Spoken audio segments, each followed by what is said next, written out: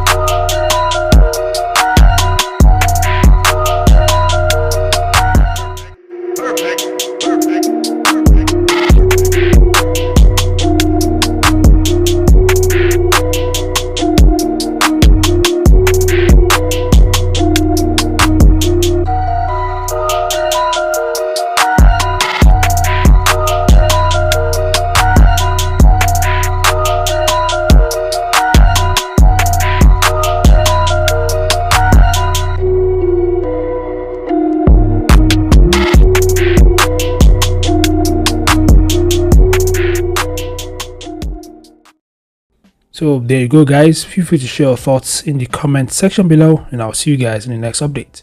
Peace out.